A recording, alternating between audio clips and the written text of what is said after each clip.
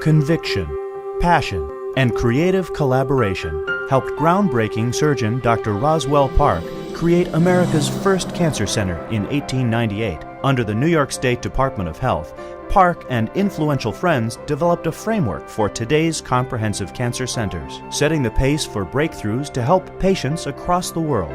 But as the state-run cancer center fell upon challenging times, all new ideas were needed to survive and compete in the modern healthcare market. It wasn't going to be done just by the staff at Roswell alone. So Roswell not only had to recruit top doctors, then they had to provide an environment in terms of labs and offices that the person would be happy with. And just like the Institute's founder, Dr. Thomas Tomasi would need influential advocates to rally behind Roswell's future. Catherine had a slight temperature and she was coughing quite a bit. And they took her to the pediatrician, and the pediatrician did some tests on her, and they thought that she might have had pneumonia. They did some more tests and did an x-ray, and that's when they found that she had cancer. Dr. Tomasi and Roswell Park leaders found what they needed through the most tragic of circumstances.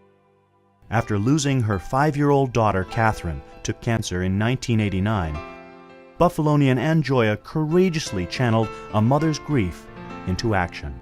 She and sister-in-law Donna Gioia invited some of Buffalo's most influential community and business leaders to join them in forming the Roswell Park Alliance, leading the first ever community fundraising efforts in the state institution's 100-year history. People came together and it was like, thank you. Thank you for bringing us all together. Thank you for giving us an opportunity. They couldn't wait to get out, get started, and do this. The group became the linchpin needed to successfully lobby Albany, starting in 1992, for an unprecedented $241 million modernization. What was old would become new. At the same time, the Alliance also began leading their community behind Roswell's recruitment, research, and patient needs. That's what's unique about the Roswell Alliance is there are so many people involved in so many different ways, and that's made a tremendous difference to Roswell Park. Among their successes, the Alliance's Ride for Roswell now draws 8,500 cyclists and volunteers to raise over $2 million annually. The Paintbox Project card and gift sale featuring artwork by pediatric patients has raised over $7 million. All-Star Night galas, golf tournaments, Roswell's first ever capital campaign, and more have all added up to well over $180 million and counting, despite Buffalo being among one of the nation's most economically challenged cities. When it comes to believing in something, nobody believes more than Ann and Donna Gioia in Roswell. Roswell today is an engine of economic development in the city of Buffalo.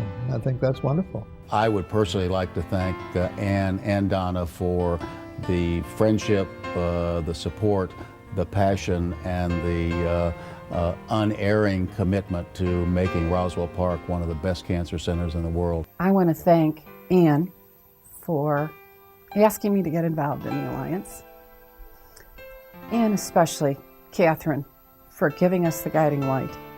We can't have our children taken from us, and we can't have loved ones taken from us and not want to do something about that. You're touching people. You'll never know who they are. You'll never know the difference that you've made. But what's important is that you care and you do something.